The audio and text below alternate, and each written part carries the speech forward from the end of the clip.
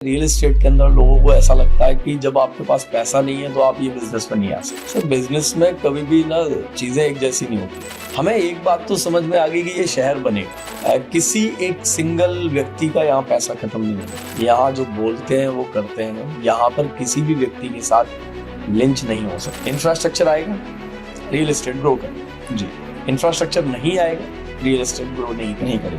अगले 2 साल में धुलेरा में एक इकोसिस्टम बन जाएगा, इंडस्ट्रीज आ जाएंगी। आप समझेंगे नहीं फिर तो आपको कोई भी जो वो समझाएगा वो आप समझ। उन्होंने हॉल ग्रो, एकॉम जैसे इंटरनेशनल प्लेयर्स को हायर किया। सर एक सिंगल वर्ड में कहूँ कि दुनिया का सबसे बड़ा इंटरनेशनल बिजनेस अब होगा जी, इस बात में कोई दो राय नहीं। व्यापार की चाय धीमी आंच पर बनती है और उसमें रंग तभी आता है जब उसमें अनुभव की पत्तियां मिलती हैं।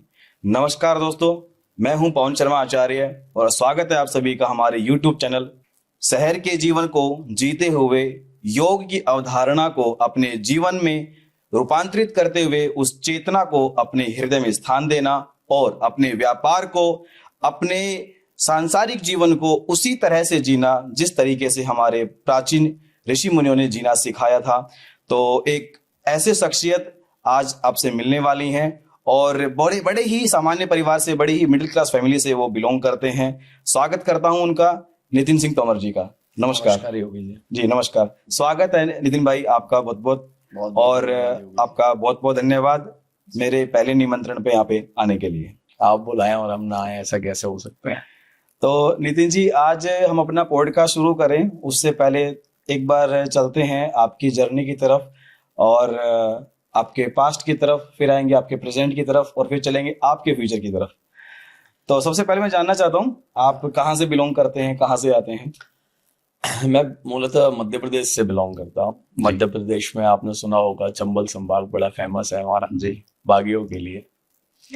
तो मेरा ग्वालियर में जन्म हुआ जी। मेरी प्रारंभिक शिक्षा सारी ग्वालियर ही रही है और एक मध्यम वर्गीय किसान परिवार से मैं बिलोंग करता हूँ।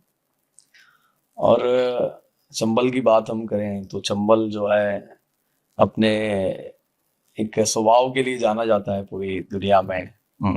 तो वहां पे व्यापार नहीं होता जी, वहां पे अवसाद बहुत होते हैं जी, है ना, लड़ाइयाँ बहुत होती हैं, इसके लिए चंबल फेमस है।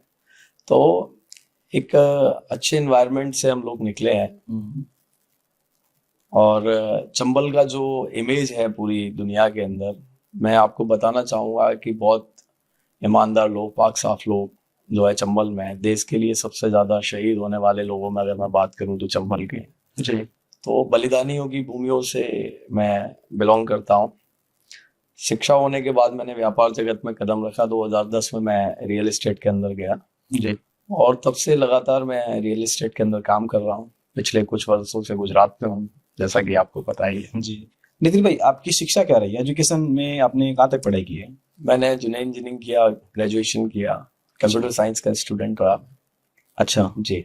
ये अपने आप में बड़ी जो चौंकाने वाली बात है कि एक ऐसे क्षेत्र से आना और एक मध्यम वर्गीय परिवार से और कंप्यूटर साइंस की पढ़ाई करना। जी जी जी। तो आपने उस समय कैसे मतलब सोच लिया था कि इस चीज का चलो फ्यूचर होगा, या फिर ऐसे ही कंप्यूटर साइंस ले लिया बस? नहीं, मैंने लिया तो बाय चॉइस था। ओके। सर्कमस्टेंसेस, हमारी चाहत थी कि बहुत जल्दी बहुत कुछ करना है। तो अर्ली एज में मैं 19 साल की एज में रियल एस्टेट के अंदर एंटर कर गया। 19 साल की एज जी। तो जब आपने रियल एस्टेट में जब आपने एंट्री की तो सबसे पहले कहाँ पे आपने काम स्टार्ट किया? मैंने ग्वालियर से ही काम शुरू किया। अच्छा। हाँ, ग्वालियर में ही मेरी शिक्षा हुई, ग्वालियर में ही मेरा जन्म हुआ। पहली कर्मभूमि मेरी ग्वालियर ही रही। तो जैसे मैंने बताया कि जो व्यापार की चाय है वो धीमी आंच पे पकती है और उसमें रंग तब आता है जब अनुभव की पत्तियां मिलती हैं। तो ऐसा कोई अनुभव, क्योंकि देखिए बिना किसी से उतार चढ़ाव के आप इतने आगे तक तो नहीं बढ़ते हैं जी। कोई ऐसा एक मोमेंट जिसमें आपको बहुत ज्यादा फेलियर फेस करना पड़ा हो, या कोई ऐसा समय जिसमें आपको लगा हो कि यार अब तो सब कुछ खत्म हो गया, ऐसा कोई समय? सर बिजनेस में कभी भी ना चीजें एक जैसी नहीं होती है। व्यापार में उतार चढ़ाव आते हैं, बहुत सारे आते हैं। हमने बहुत सारे डाउनफॉल्स देखे। हमने 2013-14 का जब मार्केट क्रैश हुआ रियल एस्टेट का, वो टाइम भी देखा। तो रियल एस्टेट में बहुत सारे उतार चढ़ाव हमने भी देखे, अपने लाइफ में देखे। बिजनेस के कई सारे वक्त ऐसा आया जब हमने देखा। इसमें एक सबसे इम्पोर्टेंट चीज रही कि हमने हमेशा अपना जो भी व्यापार किया अपने भाइयों के साथ मिलकर के किया। जी। तो एक दूसरे की स्ट्रेंथ रहे, हमने एक दूसरे से सीखा लगातार। आज भी हम लर्निंग की प्रैक्टिस में हैं, आपसे भी सीखते हैं, गीता के माध्यम से सीखते हैं। मैं आप लोगों के माध्यम से बताना चाहूंगा कि जो योगी जी हैं वो भगवत गीता के माध्यम से बिजनेस की स्ट्रेटजी सिखाते हैं। हमने भी बहुत सारी इम्प्लीमेंट की हैं, आपसे सीख करके इम्प्लीमेंट की हैं। तो जगह जगह से जो लर्निंग, हम जितने भी हमारे ट्रेनर्स रहे हैं, गुरु रहे हैं, उनसे हमने बहुत कुछ सीखा है। तो वो इम्प्लीमेंट करते रहे, कई बार गिरे, फिर लगा कि अभी कैसे वापसी करेंगे, तो फिर सीखा, फिर लर्निंग ली नए लेवल की, फिर से आगे आए और हमने हर बार अच्छा कमबैक किया। हमें किसी भी पुराने वक्त से शिकायत नहीं, क्योंकि सबसे ज्यादा हमने अगर कभी सीखा है तो अपने डाउनफॉल से सीखा है और जी। उसको इम्प्लीमेंट किया है। जी जी, आपने बात की भाइयों की और बताया कि सारे भाइयों ने अपने साथ में मिलकर काम किया, और आज के दौर में ये बहुत कम देखने को मिलता है। जी। जिस दौर में हम देख रहे हैं कि भाई भाई का गला काट रहा है, भाई भाई का सगा नहीं होता, उस दौर में मैंने व्यक्तिगत रूप से देखा भी है कि आप सब भाई मिलकर के साथ में काम करते हो। और आपके जो बड़े सर, भाई हम हैं- लोग राम को मानने वाले हैं जी और विशेष आस्था है हमारी। और जो भाईचारा वहां से सीखने को मिल सकता है, अगर उसका हम 1% भी अपने जीवन में इम्प्लीमेंट कर पाए तो हम मानते हैं कि हम सौभाग्यशाली, हम कह सकते हैं कि एग्जैक्टली हम राम भक्त हैं। जी। तो वो हमने अपने जीवन में पालन किया है, तो इसलिए आज भी हम सारे भाई मिलकर के रहते हैं, मिलके काम करते हैं। और यही एक कारण है कि जैसा मैंने आपको बताया कि हमारी जो धारा है, जिसमें अर्बन योगी जो हमने शब्द लिया है कि किस प्रकार से शहर में रह करके भी अपनी प्राचीन परंपरा को जिंदा रखा जा सकता है, वो एक उदाहरण आपके सामने, जिन्होंने अपने व्यापार जगत में एक उदाहरण आपके सामने रामचरितमानस का दिया, भगवान राम का दिया कि किस प्रकार से परिवार के अंदर प्रेम था और उसको आपने सतत बनाए रखा। ये एक बहुत बड़ी बात है और ये बहुत बड़ी पूंजी है जो आपको सबसे अलग और सबसे विशेष बनाती है। और आपके जो बड़े भाई हैं उनको मैं व्यक्तिगत रूप से जानता भी हूँ, आपको लोगों को मैंने साथ में देखा भी है ग्रोथ करते हुए भी। तो ये मेरा व्यक्तिगत सवाल नहीं है, लोग अक्सर ऐसा सोचते हैं कि कभी छोटे बड़े भाई में खटपट होती है। नहीं, वैसे तो कभी नहीं होती, जैसे अक्सर छोटे बड़े भाइयों में होती है। और कहते हैं जब आप समान उम्र के होते हो तो लड़ाइयाँ बहुत होती हैं। जैसे मेरे 2 बेटे हैं, तो जी। उनमें मैं देखता हूँ वो अक्सर एक दूसरे को मारते पीटते रहते हैं। लेकिन हम दोनों भाइयों में, तीनों भाइयों में कभी ऐसा नहीं हुआ। जी। हाँ, कभी किसी विषय पे विचारों का टकराव होता है, जी। लेकिन दोनों का संतुलन इतना अच्छा है कि कभी कोई मैंने बात कर दी तो उसको निभाना कैसे है, ये मुझसे भी ज्यादा बड़ी जिम्मेदारी मेरे भाइयों की हो जाती है। और अगर मेरे भाइयों ने कभी कोई ऐसा कोई स्टेटमेंट दिया हो, कोई कमिटमेंट किया हो, उसकी पूर्ति करना वो मेरी नैतिक जिम्मेदारी हो जाती है। तो इस नैतिक जिम्मेदारी को हम मानते हैं, इसलिए हमें कभी इस तरीके का टकराव नहीं हो गया। गलत हो गया, हर व्यक्ति परफेक्ट तो नहीं होता ना, जी। हो गई गलती, सबसे होती है। तो ग्वालियर में आपने रियल एस्टेट का काम किया। जी जी। और काफी बड़ा वहां पे काम करने के बाद में फिर ऐसा आपको क्या आवश्यकता लगी, आपको क्यों लगा कि भाई अब ग्वालियर से बाहर निकल के कहीं बाहर काम करना चाहिए फिर? सर बेसिकली ग्वालियर में लिमिटेड अपॉर्चुनिटीज हैं जी। क्योंकि मैंने आपको बताया कि वहाँ का एक माइंडसेट है, वो अलग माइंडसेट है। जी। तो हम लोग बेसिकली इंदौर में और दूसरे मध्य प्रदेश के जो बड़े शहर हैं उनमें एक्सप्लोर करने का हमारा चल ही रहा था।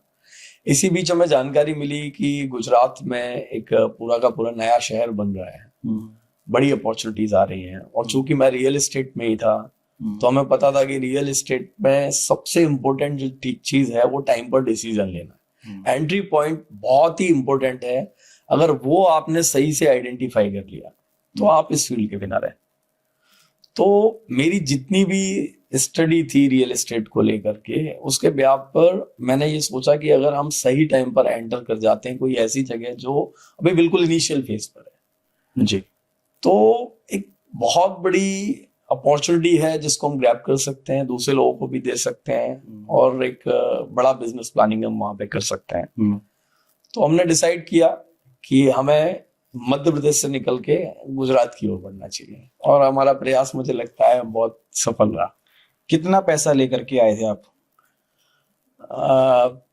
ऑन रिकॉर्ड तो मैं अभी क्या बोलूँ आपको। फिर भी जैसे इतने बड़े प्रोजेक्ट को करने के लिए आप ऑन नहीं, रिकॉर्ड नहीं। नंबर्स में ना बताएं, लेकिन फिर भी मतलब मैं ये इसलिए जानना चाहता हूँ क्योंकि जब आपने ये प्रोजेक्ट स्टार्ट किया तो जाहिर सी बात में उसमें आपकी एक इन्वेस्टमेंट लगी होगी, और आपने उस स्केल से स्टार्ट करके एक काफी लार्ज स्केल पे अपने काम को मैंने बनाया। अपने जीवन में योगी जी 2-3 चीजों को बहुत इम्पोर्टेंट माना है, जी। और मैं आपके ये पॉडकास्ट के माध्यम से सभी को बोल रहा हूँ, हर व्यक्ति के जीवन में 3 चीजें बड़ी महत्वपूर्ण है। हम्म, एक है पैसा, दूसरा आपका टाइम, और तीसरी आपकी ऊर्जा। जी। ठीक है, ये हर समय एक जैसे नहीं होते। पैसा किसी के पास होता है, नहीं भी होता है, लेकिन 2 चीजें हमेशा होती हैं, एक समय और दूसरा ऊर्जा। हम जब गुजरात आए तो मैं ये नहीं कहूंगा कि हम बहुत सारा पैसा लेकर के आए, क्योंकि जमीन के काम के अंदर में, रियल एस्टेट के अंदर लोगों को ऐसा लगता है कि जब आपके पास पैसा नहीं है तो आप ये बिजनेस में नहीं आ सकते। और मैं आपके सामने एक एग्जांपल हूं। मैंने जब 2010 में प्रॉपर्टी के अंदर एंटर किया, यू बिलीव कि ओनली 4 लाख रुपए मैंने पहले ही इन्वेस्टमेंट थी मेरी खुद की पर्सन, वो भी शायद मैंने किसी से अपने रिलेटिव से इंटरेस्ट पर लिया था। मुझे कहने में कोई तकलीफ नहीं। तो रियल एस्टेट के अंदर बहुत पैसा नहीं चाहिए होता। 2 चीजें बहुत इंपॉर्टेंट हैं जो चाहिए होती हैं, एक आपका टाइम, आप कितनी शिद्दत से दे रहे हो जी। और दूसरी आपकी ऊर्जा, जो आपको हर वक्त चाहिए, आपके हर कम्युनिकेशन में चाहिए, हर डील के अंदर चाहिए, हर हर लेवल पर चाहिए। तो नितिन भाई, वो 2 चीजें हमने जी, वो शिद्दत से डाली, समय दिया। 24 आवर हम तब भी काम करते थे, आज भी काम करते हैं। हम काम करने में कर्मयोगी हैं। हमने भगवत गीता से सीखा है कि कर्म प्रधान, हम कर्मयोगी हैं। आज भी हम 24 आवर काम करते हैं। और जब भी आप रात को कभी हमसे 2 बजे भी मिलेंगे तो इसी ऊर्जा और उसके साथ शिद्दत के साथ हम काम करते मिलेंगे आपको। ये मेरा सवाल इसलिए भी था क्योंकि मैं आपके एक कार्यक्रम में गया था जिसमें मैंने कुछ फोटोज देखे थे पुराने, जिसमें आपके बड़े भाई के, आपके, क्योंकि उन फोटोज को देख करके मुझे ऐसा मतलब महसूस हो रहा था कि मैंने कहा कि जब आपने स्टार्ट किया होगा तब तो कुछ बहुत ज्यादा खास स्थिति आपकी रही नहीं थी। तो मैंने ये इसलिए भी किया कि आपने पहले रियल एस्टेट का काम किया है, तो वहां से अगर आपने पैसा बनाया तो एकदम से मतलब एक तो निम्न स्तर से स्टार्ट करके उन पिक्चर्स को देख करके मुझे ऐसा महसूस हुआ, इसलिए मेरा ये नहीं, सवाल। पैसे तो नो डाउट हमने 2010 से कंटिन्यू हम लोग काम कर रहे हैं जी। तो हर बार हमें मौका दिया ईश्वर ने, पैसे बनाए हमने, अच्छे पैसे बनाए। ईश्वर का बहुत अच्छा साथ रहा। शायद गुजरात पैसे ना बनाए होते तो गुजरात आने की भी हिम्मत नहीं करते, लेकिन हाँ, उतने स्केल पे नहीं किया जितना हमने यहाँ आकर के अपने आप को स्केल अप किया है। मैं कहूंगा कि यहाँ आकर के हमने 1000 टाइम अपने आप को एक्सप्लोर किया है, ग्रो किया है। जब आपने काम शुरू भी नहीं किया था, आपके अंदर कॉन्फिडेंस कहाँ से, और आपको कैसे लगा कि ये शहर बनेगा, यहाँ पे काम होगा और यहाँ पे फ्यूचर है?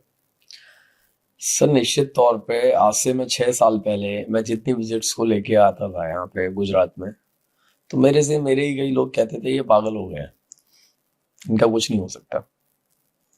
अच्छा भला व्यापार कर रहे थे मध्य प्रदेश में, छोड़ के आकर के यहाँ 1000 किलोमीटर दूर अपने लोगों को छोड़ करके आके यहाँ प्लानिंग कर रहे हैं। यहाँ कुछ नहीं है, धूल उड़ गई है, कुछ नहीं होना।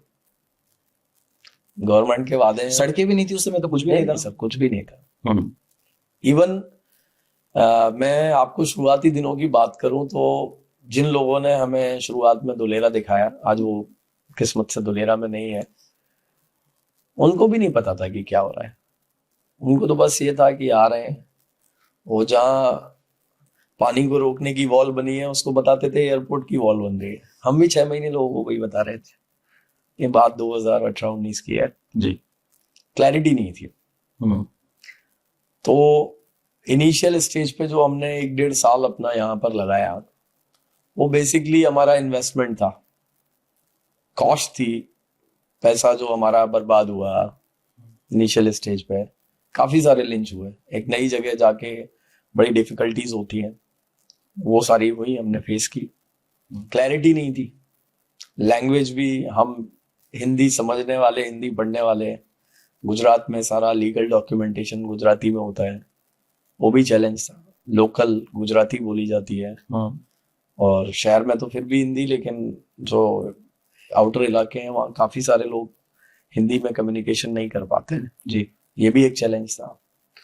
तो जो स्टार्टिंग का 1-1.5 साल था ना, वो हमारे लिए बहुत ही चैलेंज वाला था। लैंग्वेज बैरियर्स, लोकल चैलेंजेस, पता ही नहीं। लेकिन कॉन्फिडेंस कहाँ से आया कि ये बनेगा होगा? क्योंकि देखो, जैसा हम लोगों ने देखा या बाकी लोगों का मैंने आपको एग्जांपल दिया, क्लियरली दिख रहा था कि कुछ नहीं बनेगा, कुछ नहीं होगा यहाँ पे, क्योंकि गवर्नमेंट के बहुत सारे जो वायदे हैं, गवर्नमेंट के जो बहुत सारे प्रोमिसेस हैं, वो फेल भी हुए हैं और आपको भी मालूम है। ऐसा है ना सर, हम अर्जुन को मानते हैं तो एकलव्य को भी मानते हैं, उसको नकार नहीं सकते जी। तो हम लोगों ने फिर एकलव्य वाला प्रिंसिपल फॉलो किया। हम गए यहाँ अथॉरिटीज में, हमने डेटा फैच किया, हमने स्टडी किया, हमने जीडीसीआर को पढ़ा, हमने प्लानिंग को पढ़ा, हमने मैप देखे कि कहाँ पर क्या प्लानिंग होगी। एक एक चीज को हमने डेप्थ से खुद सीखा। हमें एक बात तो समझ में आ गई कि ये शहर बनेगा। ओके। आज लोगों को यहाँ मिट्टी दिख रही है, हमें शहर दिख रहा है। ये हमारा कॉन्सेप्ट क्लियर हो गया था, पहले ही दिन क्लियर हो गया था। क्योंकि जब हम आए थे यहाँ पे मोर देन 1000 जेसीबी इस ग्राउंड पे काम कर रही थी, मोर देन 1000 जेसीबी जी। तो एक चीज तो समझ में आ गई थी कि प्लानिंग हो चुकी है, देश के प्रधानमंत्री बोल चुके हैं, उनका पर्सनल अटेंशन इसके ऊपर में है, काम तो होगा।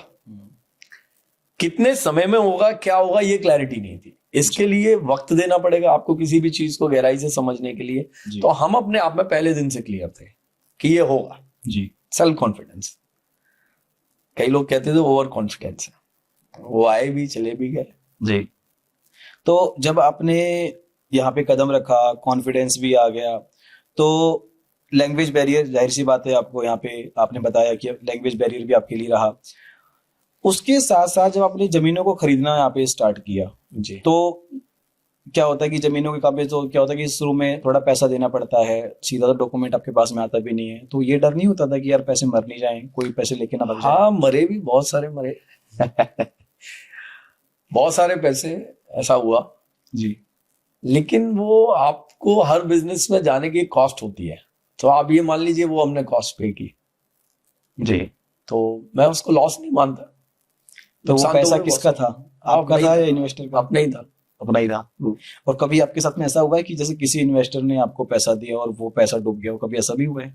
हाँ है, हुआ, लेकिन हमने उसकी पूर्ति अपने तरफ से की। हमने आज तक यहाँ पर किसी एक सिंगल व्यक्ति का यहाँ पैसा खत्म नहीं होने दिया गुजरात के अंदर जी। ओके। चाहे वो उसको घर से उसको जो भी संतुष्टि हो वो किया हो, लेकिन नहीं होने दिया।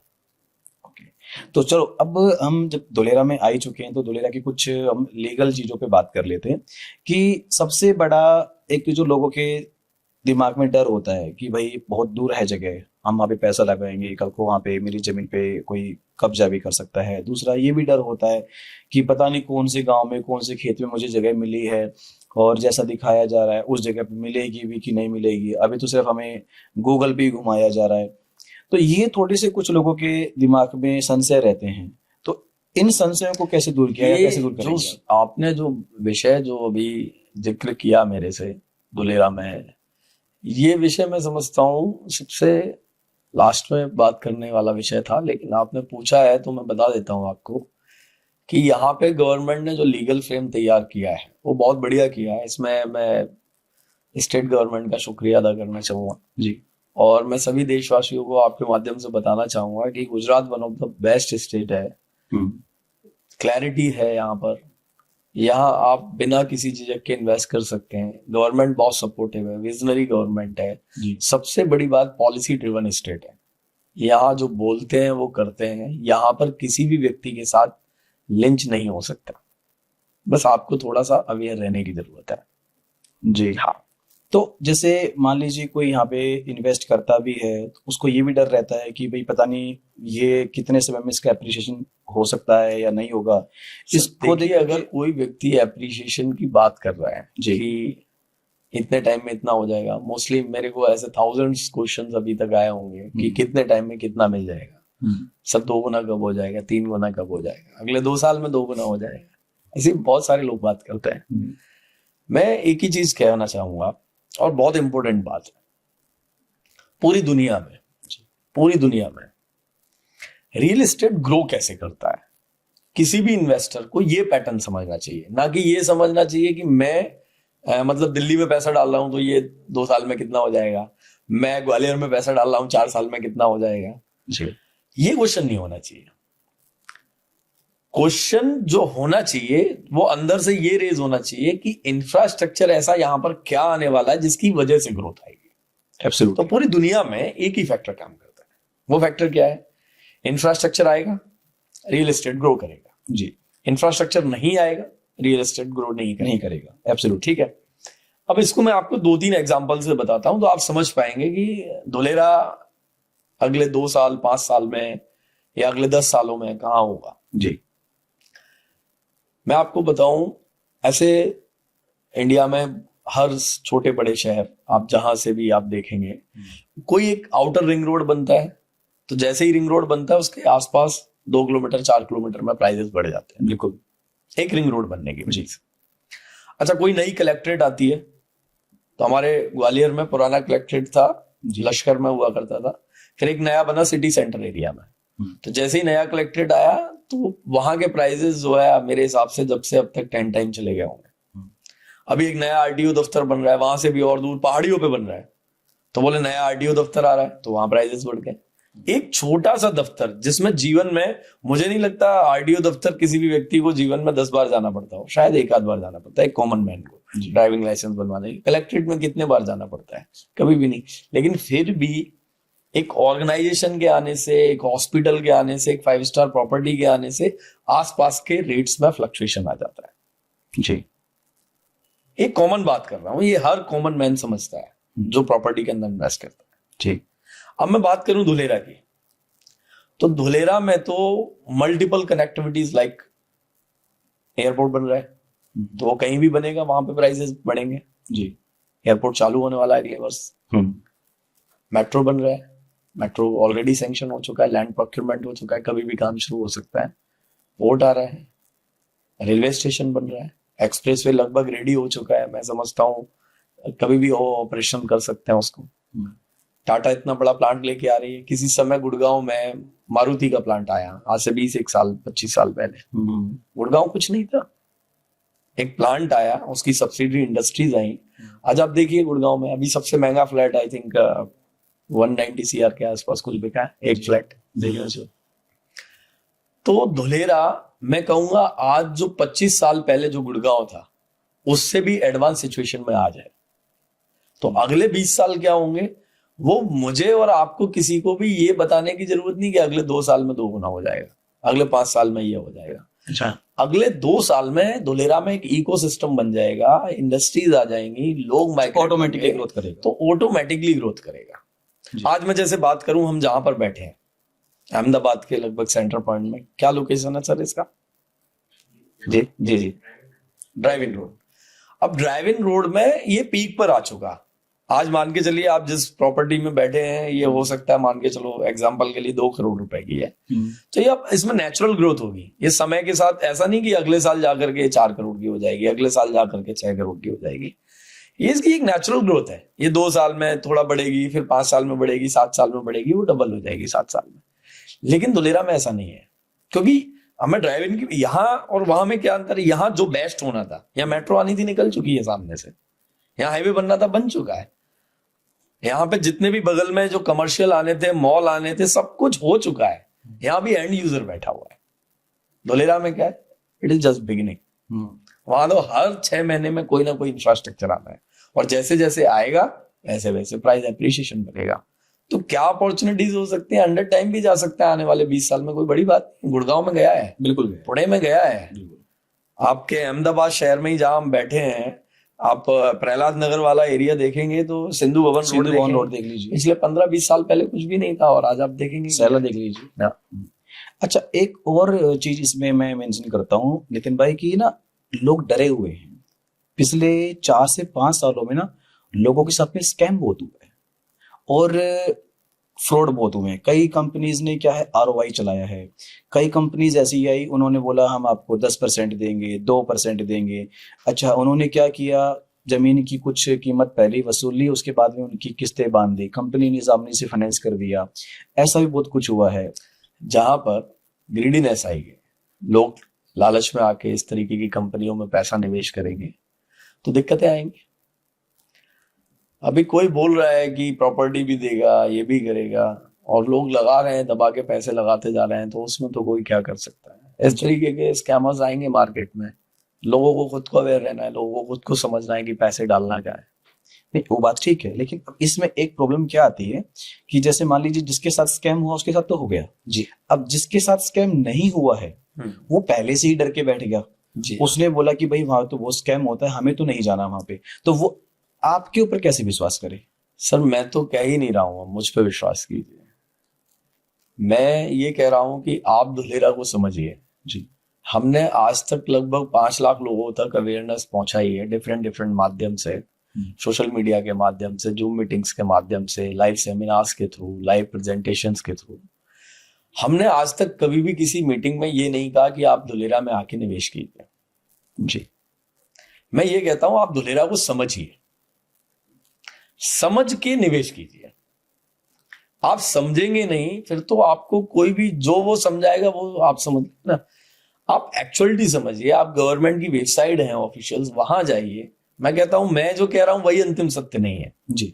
उस अंतिम सत्य को भी जानने का प्रयास कीजिए। बिल्कुल। आपके जीवन का कमाया हुआ, मेहनत का कमाया हुआ पैसा है, आप समझ के निवेश कीजिए। मेरा सिर्फ इतना ही कहना है। तो ठीक है, समझ के भी अगर लोग निवेश करते हैं, जो लोगों का एक फियर जो फिर भी रहता है दिमाग में, तो अगर आप अपनी तरफ से कुछ अगर उनको एडवाइस करना चाहें, कुछ सजेस्ट करना चाहें, तो वो सजेशन, वो एडवाइस क्या हो सकती है? सर मैं यही कहूंगा कि आप सही जानकारी सही प्लेटफॉर्म से हासिल करें। उनमें से एक हम भी है, हमारे जैसे और भी बहुत सारे जेन्युइन लोग हैं जो मार्केट में हैं, जो आपको सही जानकारी देंगे। गवर्नमेंट के ऑफिशियल्स हैं, वहां से आप जानकारी ले सकते हैं। गवर्नमेंट की ऑफिशियल वेबसाइट है, वहां से जानकारी ले सकते हैं। हम वो पूरा सहयोग करेंगे आपको सही जानकारी तक पहुंचाने का। निवेश आपको कहाँ करना है, जरूरी नहीं है आप मेरे से जानकारी लेने आए तो मेरे पास निवेश कीजिए। आपको जहां अच्छा लगता है कीजिए। आपने भी बताया कि आपने बहुत सारे सेमिनार्स किए, बहुत सारे वेबिनार्स किए। मैं वैसे इन जनरल ही जानना चाहता हूँ, अभी इस 4 से 5 साल के दौर में लगभग कितने आपने सेमिनार किए हैं और कितना अभी तक जो है आप लोगों ने मतलब नेटवर्क खड़ा किया पूरे? एग्जैक्टली नंबर्स नहीं है मेरे पास, लेकिन हमने, अगर मैं ये कहूँ डायरेक्टली इनडायरेक्टली, हमने मोर देन 5 लाख से ज्यादा लोगों को हमने अवेयर किया है धुलेरा के बारे में कि धुलेरा ऐसा डेवलप हो रहा है। हमने इसलिए नहीं कि आप यहाँ आकर के हमारे पास निवेश कीजिए, आप समझिए इसे। हमारा प्रोस्पेक्टिव इतना है, समझेंगे तो एक व्यापार जब चलेगा तो उसका कुछ अंश मेरे इससे भी आएगा। अगर मैं कर्म कर रहा हूं तो, और सही से कर्म कर रहा हूं तो मैं तो उस पर बिलीव करता हूं। और इसमें जैसे आपने इतने सारे सेमिनार किए, तो सबसे ज्यादा अच्छा जो रेस्पॉन्स है वो आपको किस क्षेत्र से ज्यादा है पूरे भारत में, अगर बात करूं तो? अगर मैं बात करूं सबसे ज्यादा या इन्वेस्टर पिछले कुछ अरसे में नॉर्थ इंडिया से रहे। North completely north India. और नॉर्थ इंडिया में भी कहाँ से? स्पेशली पहले हरियाणा, पंजाब, अभी प्रेजेंट में दिल्ली, एनसीआर, उत्तराखंड, हिमाचल। क्योंकि वहां के लोगों ने थोड़ा सा बनते हुए देखा है शहरों को, इसलिए भी शायद कह सकते हैं। हाँ, उन्होंने चंडीगढ़ को देखा है, उन्होंने गुड़गांव को बनते हुए देखा है, नोएडा को देख रहे हैं। वैसे तो पूरे इंडिया से ही है निवेशक इस समय। एनआरआई निवेशक भी बहुत हैं जी, जो चाह रहे हैं अपने देश में आए, अपने देश की इकोनॉमी को कंट्रीब्यूट करें, अपने देश में एडवांस इंफ्रास्ट्रक्चर को बनते हुए देखें। लेकिन जो एनआरआई लोग हैं उनका भी एक सवाल रहता है कि भाई हमारा, जैसे वो लोग बाहर की पासपोर्ट है कुछ लोगों के पास में, कुछ के पास इंडियन पासपोर्ट है, तो ऐसा भी कुछ होता है कि जिनके पास बाहर के पासपोर्ट है वो लोग निवेश नहीं कर सकते? वो एफडीआई के थ्रू आ सकते हैं, गवर्नमेंट के चैनल के थ्रू आ सकते हैं। अच्छा, गवर्नमेंट उनको अपॉर्चुनिटीज देती है। तो डायरेक्ट वो लोग प्राइवेट डेवलपर के पास नहीं है, जिनके पास इंडिया की भी आइडेंटिटी है जी, हम लोग उनको निवेश करने के लिए। और जिनके पास अगर बाहर की आइडेंटिटी है तो वो लोग क्या डायरेक्ट प्राइवेट? वो एफडीआई के थ्रू आ सकते हैं, फॉरेन डायरेक्ट इन्वेस्टमेंट के थ्रू। अच्छा, तो नितिन भाई अभी चलते हैं धुलेरा के पास्ट की तरफ में। जब आप लोग आए थे तो उस समय का धुलेरा कैसा था? उस समय जो है किस तरीके से यहाँ पे डेवलपमेंट प्लानिंग चल रही थी, डेवलपमेंट की हुआ भी नहीं था, तो उसके जरा पास्ट की जानकारी एक बार आप दीजिए हमें। देखिए हम आए तो जब तो बंजर ही था, लेकिन धुलेरा की अपनी एक स्टोरी है, वो बड़ी इंटरेस्टिंग है जी। धुलेरा का इतिहास लगभग 200-250 साल से भी पुराना होगा। जब बाल्टर सिस्टम से व्यापार होता था तब धुलेरा एक व्यापारिक केंद्र होता था जी, धुलेरा गांव जी। और आपके चैनल के माध्यम से मैं बताना चाहूंगा कि धुलेरा एक गांव है जी, जिसके नाम पे ये पूरा शहर बन रहा है।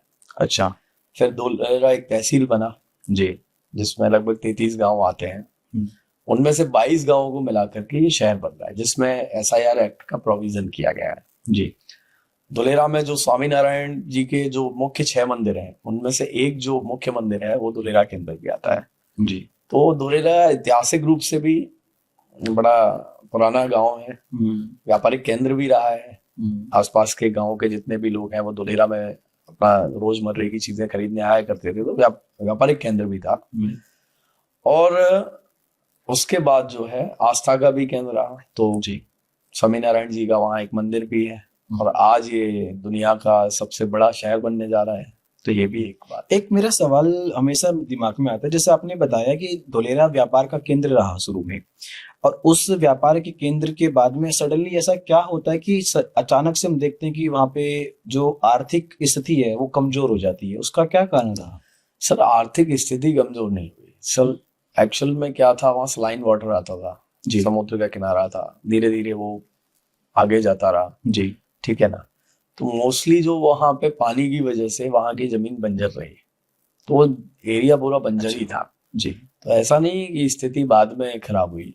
वो व्यापारिक केंद्र कैसा था, तमाम जगह के व्यापारी आकर के बाल्टर सिस्टम के थ्रू व्यापार करते थे। जी। लाइक आपके पास पुराने समय में आप बाल्टर सिस्टम समझते हो जी जी कि वो आदान प्रदान करते। जी जी। तो वहां तमाम जगह के लोग इकट्ठे होकर के बाल्टर सिस्टम के थ्रू चीजों का आदान प्रदान किए करते थे। इस तरीके का व्यापारिक केंद्र था। ठीक है। चूंकि समुद्र का किनारा था तो बाहर से भी लोग व्यापार करने के लिए बोट के थ्रू आके वहां पे व्यापार करते थे। तो बहुत पुराना वो था, वहां पर व्यापारिक केंद्र था। उसके बाद जब देश की आवश्यकता थी कि एक आर्थिक व्यवसायिक केंद्र बनाया जाए, एक शहर पूरा डेवलप किया जाए जहां पर पूरी दुनिया आकर के व्यापार करे, एक दुनिया के लिए एक बेहतर इंफ्रास्ट्रक्चर डेवलप किया जाए जहां पर इजीली लोग आकर के बसें और बिजनेस करें, वो एक जरूरत थी देश की, जिसको प्लान किया गया 2006 और 7 में कि ऐसा देश की नीड है कि इस तरीके के शहरों को बसाना चाहिए। उस नीड को पूरा किया, और गुजरात के सीएम थे उस समय मोदी जी, तो उन्होंने अनाउंस किया कि वो पहला शहर जो देश की जरूरत है, आवश्यकता है, उसको हम यहाँ बसाएंगे। जी। तो उन्होंने उस समय अनाउंस किया 2009 में। फिर धीरे धीरे प्रक्रिया आगे बढ़ी, 2012 तक केंद्र सरकार की मंजूरी मिली। उस समय यूपीए की सरकार थी। आज भी कई लोगों को लगता है आज मोदी जी हैं, चले जाएंगे तो कल क्या होगा। हाँ, ये अक्सर लोगों में डाउट रहता है कि भाई। मैं आपको बताना चाहूंगा, ये बेसिकली मोदी जी का तो ड्रीम प्रोजेक्ट है ही, साथ ही साथ ये देश का ड्रीम प्रोजेक्ट है जी, जिसको यूपीए ने और एनडीए ने दोनों ने मिलकर के देखा।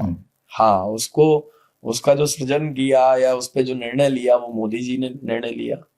उसमें सहयोग किया, यूपीए की सरकार ने भी सहयोग किया, उसको अप्रूवल्स दिए, और आगे का जो क्रियान्वयन है, मोदी जी केंद्र में पहुंच गए तो और उसका क्रियान्वयन तेज हो गया जी। तो आज चल ही रहा है, आप देख रहे हैं बहुत तेजी से काम हुआ है। एक अच्छे शिल्पकार चाहिए थे कि शहर को बसाएगा कौन, कैसे बनाएंगे, कैसे दुनिया का बेहतर बनेगा, तो उसके लिए दुनिया के टॉप इंजीनियर्स चाहिए थे, टॉप आर्किटेक्ट चाहिए थे। तो उन्होंने हॉलक्रो, एकॉम जैसे इंटरनेशनल प्लेयर्स को हायर किया। नितिन भाई, अभी आपने जैसे बात की यहाँ पे नरेंद्र मोदी जी की, मैं आपसे एक सवाल पूछना चाहता हूँ एज ए बिजनेसमैन, क्योंकि जैसे जिन लोगों के दिमाग में ये सवाल आता है कि मोदी जी जब हट जाएंगे तब इस शहर का क्या होगा, तो ये सवाल पहली बात तो वही लोग पूछ सकते हैं जो इसको राजनीतिक दृष्टिकोण से देखते हैं, पॉलिटिकल। सर, देखना चाहिए है क्योंकि देश में ऐसे बहुत सारे प्रोजेक्ट हुए हैं जो फेल हुए हैं। जी बिल्कुल। लेकिन धुलेरा उन सारे प्रोजेक्ट से अलग है क्योंकि इसके लिए स्पेशली एसपीवी, जो एसपीवी होता है वो बनाया हुआ है। इसमें स्टेट और सेंट्रल दोनों मिलकर के इस प्रोजेक्ट को डेवलप कर रहे हैं। लेकिन मैं जस्ट आपको एक व्यक्तिगत तौर पे जानना चाहता हूँ कि व्यक्तिगत तौर पे आप नरेंद्र मोदी जी को कैसे देखते हैं। मैं इसमें कोई पॉलिटिकल डिस्कशन नहीं करना चाहता, एज ए बिजनेसमैन आप उनके बारे में क्या राय रखते हैं? सर, उन जैसा विजनरी पर्सन मैं कहूंगा भी इंडिया में नहीं है। वो जिस तरीके से गुजरात राज्य का एक इकोसिस्टम डेवलप करके गए हैं वो तारीफ काबिल है। मैंने मध्य प्रदेश में भी काम किया है, मैं हरियाणा पंजाब में भी वेल कनेक्टेड रहा हूँ, और भी मैंने स्टेट्स का सिस्टम देखा है। लेकिन जो गुजरात का सिस्टम है वो तारीफ काबिल है, और जो वो बना के गए हैं, जो लीगेसी क्रिएट करके गए हैं, जो बिजनेसमैन के लिए एक इकोसिस्टम करके गए हैं यहाँ पर क्रिएट, इसीलिए आप देखेंगे कि पूरी तमाम दुनिया जो है आज कहाँ आकर के व्यापार करना चाह रही है, गुजरात में तमाम बड़ी कंपनियां आकर के गुजरात में अपने प्लांट लगाना चाह रही है। उसका यही रीजन है।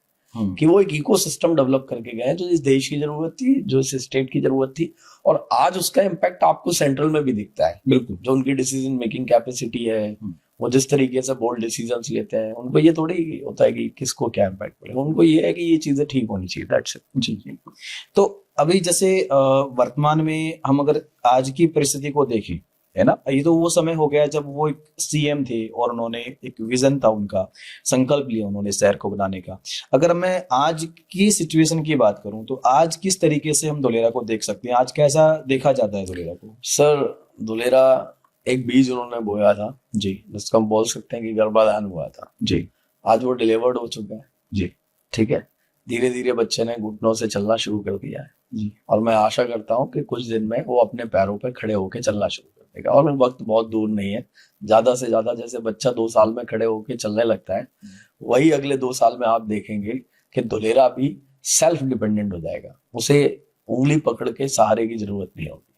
ये बात मैं क्यों कह रहा हूं कि जो आवश्यक जो इंफ्रास्ट्रक्चर है, जो एक पर्टिकुलर जगह की लिए जरूरत होता है, इंडस्ट्रीज के लिए जरूरत होता है, वो ऑलरेडी अभी गवर्नमेंट इम्प्लीमेंट कर ही रही है। सारा लोग आ रहे हैं, उनके लिए हॉस्पिटल्स, उनके लिए होटल्स, उनके लिए स्कूल्स, उनके बच्चों के लिए सब कुछ पैरेलल प्लान कर रही है। तो अगले 2 साल में इसको उंगली पकड़ के चलाने की आवश्यकता नहीं रहेगी।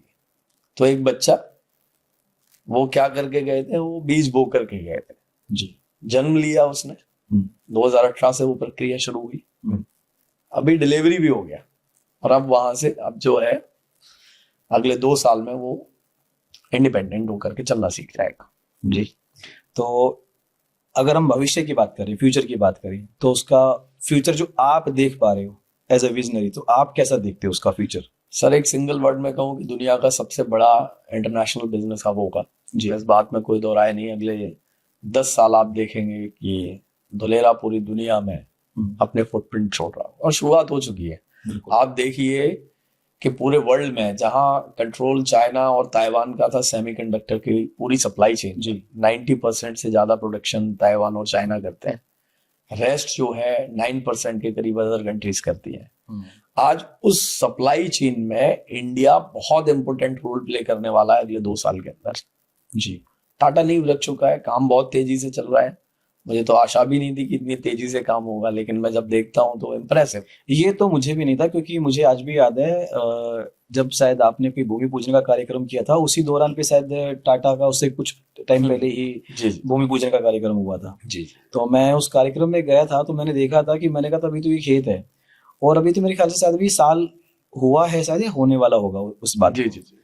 तो अभी 13 मार्च को लास्ट ईयर भूमि पूजन किया था। हाँ, तो अगर 13 मार्च को देखा, 13 मार्च आने वाला है, अभी 1 साल अभी होने होगा, तो होने को है। तो उस दौर में अगर मैं देखूं तो काफी बड़ा मतलब उन्होंने वहाँ पे काम बना करके जिस तेजी से काम हुआ है, तेजी से काम हो रहा है, वो और काफी मुझे आशा है अभी रिसेंटली वैष्णव जी ने स्टेटमेंट दिया कि हम अक्टूबर नवंबर में पहली छिप यहाँ से, जो कि वो जनवरी फरवरी में साथ निकालने वाले थे पहले, ऐसा स्टेटमेंट दिया है। आगे देखिए क्या होता है जी जी। बट ओवरऑल आप देखेंगे कि पूरी दुनिया के जो सप्लाई चेन है सेमीकंडक्टर का, उसमें इंडिया एक बहुत बड़ा रोल प्ले करने वाला है, और इसके बाद तमाम सारी इंडस्ट्रीज यहाँ पर आने के लिए तैयार है। आप देखिए अगले 2 साल में क्या होता है। थोड़ा सा सेमीकंडक्टर के बारे में मैं यहाँ पे डिस्कशन करना चाहूंगा, क्योंकि तमाम दर्शक ऐसे भी हैं जो बहुत ही सामान्य परिवार से आते हैं, उनको सेमीकंडक्टर के बारे में बड़ी जानकारी इतनी है नहीं। तो सेमीकंडक्टर के फ्यूचर से धुलेरा का फ्यूचर ग्रो करेगा, वो थोड़ा सा आप एक्सप्लेन कीजिए। सर, जैसे इंडिया में किसी टाइम में 4 व्हीलर मैन्युफैक्चर नहीं होते थे, ऑटोमोबाइल इंडस्ट्री नहीं था, हम सारा इंपोर्ट करते हुए जी। फिर एक टाइम हुआ, एक 2 करके कंपनियां यहाँ पे शुरू हुई, तो एक पूरा का पूरा सेक्टर ग्रो किया, ऑटोमोबाइल सेक्टर जिसको हम बोलते हैं। तो एक इंडस्ट्रियल रिवॉल्यूशन आया, समझ रहे आप मेरी बात को जी। सेमीकंडक्टर भी एक पूरा का पूरा एक इंडस्ट्रियल सेगमेंट है, और आज आप देखेंगे, आप जितने भी इलेक्ट्रिक डिवाइसेस देखते हैं, इवन आपकी गाड़ी, आपके वॉशिंग मशीन, आपका फ्रिज, हर जगह सेमीकंडक्टर चिप का यूज होता है। जितने भी जो सेंसर बेस्ड आइटम है, सभी के अंदर सेमीकंडक्टर चिप यूज होती है। तो आप सोच के देखिए, आपके घर में इतने सारे अप्लायंसेस होते हैं, सभी जगह सेमीकंडक्टर चिप यूज हो रही है, कितना बड़ा यूज मार्केट है। और इसके लिए डिपेंडेबिलिटी हमारे पास, हमारी किसके ऊपर है? चाइना और ताइवान, पूरे वर्ल्ड की जी। हमारे यहाँ मैन्युफैक्चरिंग ही नहीं है। तो ये एक सिर्फ मैं कहूँ एक सिंगल फैक्ट्री नहीं लग रही, एक सिंगल इंडस्ट्री नहीं लग रही, एक इंडस्ट्रियल रिवॉल्यूशन आ रहा है जो इंडिया की इकोनॉमी में एक बड़ा रोल प्ले करेगा। आप सोचिए ना, पूरे वर्ल्ड में जी अप्लायंसेस तो हर घर में यूज होते हैं, बिल्कुल। यानी कि सेमीकंडक्टर यूज होता है। जी आज इंडिया की खुद की खपत इतनी है, 140 करोड़ की हमारी आबादी है, जी हम खुद ही बहुत बड़े कंज्यूमर हैं। जी तो आप सोचिए, बहुत बड़ा रिवॉल्यूशन, मतलब हर व्यक्ति के हर घर की जरूरत है वो। आप मोबाइल यूज कर रहे हैं, उसमें भी लग रहा है, हम जो सिस्टम यूज कर रहे हैं इसमें भी चिप यूज हो रहा है। जी हाँ। चलिए, ये तो था धुलेरा का पास्ट, प्रेजेंट और फ्यूचर। जी, साथ ही साथ हमने आपका पास्ट और प्रेजेंट डिस्कस किया। अभी मैं आपके धन्यवाद। फ्यूचर पे आना चाहता हूँ। आपका लाइफ में क्या विजन है? हर व्यक्ति जब चलता है, घर से निकलता है, तो कुछ एक संकल्प लेकर के निकलता है। आप क्या संकल्प लेकर के चले हैं? देखिए सर, हमारा कोर पर्पस भी हमने डिसाइड किया है। हमारा कोर पर्पस है कि जब हम सुबह जागते हैं तो हमारा पर्पस होता है to provide wealth creation solution to everyone. जी तो हमारा जो कोर पर्पस है, वो पर्पस ही है कि हम लोगों की लाइफ में वेल्थ क्रिएशन करें, वैल्यू एडिशन करें। अब वैल्यू एडिशन के लिए आज तो हम रियल एस्टेट में हैं, तो रियल एस्टेट के थ्रू धुलेरा में जो अपॉर्चुनिटीज हैं हम सबको बताते हैं कि आप किस तरीके से एक्सप्लोर कर सकते हैं, उनको सही डिसीजन लेने में हेल्प करते हैं, उनके बजट के अकॉर्डिंग उनको हम सही चीजें बताते हैं कि हम ऐसा नहीं कि आपके पास ये है चलेगा ओके ये ले लीजिए, नहीं, आपका पर्पस क्या है हम वो जानना चाहते हैं, ताकि हम उस पर्पस में अलाइन होकर के आपकी वेल्थ को कैसे क्रिएट कर सकते हैं, कैसे मल्टीपल एक्स कर सकते हैं, वो हमारा एक विजन होता है। तो यही है, इसमें लगातार हम निरंतर प्रयास कर रहे हैं और हमें खुशी है कि हमने 5,000 से ज्यादा लोगों को वेल्थ क्रिएशन करने में हेल्प किया है। एज ए बिजनेसमैन, आपकी लाइफ की जो लर्निंग लेसन्स रहे हैं, उन लर्निंग लेसन्स में से आने वाले जो अपकमिंग हमारी जो जनरेशन है, जो सोच रही है, कई सारे ऐसे बच्चे हैं जो लोग कॉलेज में एमबीए करने के बाद सोचते हैं कि हमें अपना कुछ का कुछ स्टार्टअप करना है, कुछ जो है आगे अपना खुद का कुछ बड़ा काम करना। जैसे आपने खुद बोला कि आपको नौकरी नहीं करनी थी, आपको धंधा ही करना था, और आपने एक अच्छा अपना मुकाम हासिल किया। अपनी लाइफ के लर्निंग लेसन्स में से क्या शेयर करना चाहेंगे? सर, एक तो क्या है, आजकल का जो यूथ है, मैं समझता हूँ सबसे प्रॉब्लम में है कि वो डिसीजन नहीं ले पाता, ये करूं। मुझे लगता है जो आपका दिल कह रहा है कि ये सही है, बस वो कर देने का, उसमें ज्यादा नहीं सोचने का। अच्छा, डिसीजन ले लिया, फिर उसके बाद दो चीजें जो मैंने आपको कही, पैसा जरूरी नहीं है कि आपके पास पहले दिन आएगा, आप कर्म अच्छा कर जाओगे आपको आ सकता है, जरूरी नहीं कि आएगा ही। लेकिन हाँ, अगर आप अपना समय और अपनी ऊर्जा अगर सही तरीके से लगा गए, शिद्दत के साथ लगा गए, आई एम 1000% श्योर कि आपको रिटर्न मिलेगा ही मिलेगा, कोई रोक ही नहीं सकता। तो दो चीजें बहुत इंपॉर्टेंट है। आपको लोग सोचते हैं कि नहीं ऐसा करूंगा ये हो जाएगा, अरे करके तो देखिए ना आप क्या होगा। अच्छा, कोई चीज बिगड़ गई, मैंने अपने जीवन में एक प्रिंसिपल फॉलो किया है, मेरी लाइफ में कितना ही बड़ा कोई भी घटना घट जाए, मेरा कोई सबसे प्रिय चाहने वाला चला जाए, तो मैं 24 आवर से ज्यादा मैं उसमें नहीं रहता, शौक में नहीं रहता। वही भगवत गीता में जैसे भगवान कृष्ण बैक टू वर्क, बिल्कुल ठीक है। क्योंकि आपसे जुड़े हुए लोग, सब सोच के चलिए, मैं टेंशन में चला गया, मेरे पीछे मुझसे जुड़े हुए 300-400 लोग हैं जिनकी आजीविका चल रही है। मेरे एक्शंस का इम्पैक्ट उनके ऊपर भी पड़ेगा। एब्सोल्युटली। तो मेरा कर्म करना बहुत इंपॉर्टेंट है उस टाइम पर। मेरे शौक में जाने से मेरी पूरी कंपनी शौक में चली जाए, मेरे 300-400 लोग शौक में चले जाए, ऐसा नहीं है। दूसरी चीज, कितनी बड़ी खुशी आ गई, जो जिसकी शिद्दत सी ये मिल जाए, मिल गया। 24 घंटे से ज्यादा एंजॉय नहीं करना, शाम को जो करना है पार्टी करो, एंजॉय करो, जो करना है करो, next day back to work. आपने रात को 4 बजे तक पार्टी किया है, ओके, अगले दिन 10 बजे अपने काम पे पहुंच जाना। आज भी मैं 3:30 बजे सोया और सुबह आपको टाइमली फोन, अभी आज शिवरात्रि है तो पूजा करके मंदिर होकर के आपके सामने जी। कंप्लेन नहीं, क्योंकि कंप्लेनर कभी क्रिएटर नहीं होता, सिंपल सी फिलॉसफी। जो क्रिएटर है वो कभी कंप्लेन नहीं करता। वो एक किसी शायर ने कहा है कि क्यों डरे जिंदगी में, क्या होगा, कुछ ना होगा तो तजुर्बा तो होगा। तो बड़े तजुर्बे की बात आपने हमारे साथ साझा की है।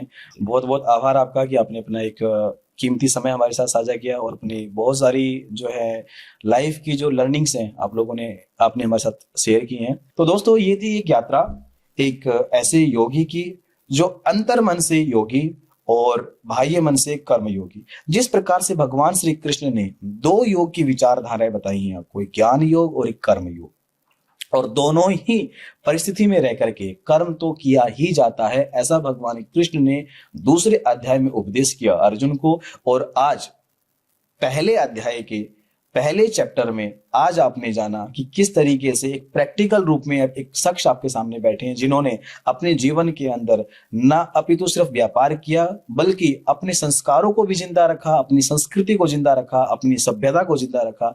और यही भारत की मूल पहचान है, यही भारत की संस्कृति है, यही भारत की धरोहर है और यही भारत की पहचान है। और मैं आशा करता हूं आप सब लोगों से भी कि अपनी संस्कृति, सभ्यता और अपने संस्कारों को जिंदा रखते हुए आप अपने कर्म क्षेत्र में आगे बढ़ेंगे। मैं मिलूंगा आपसे अगले किसी एपिसोड में फिर किसी एक शख्सियत के साथ में।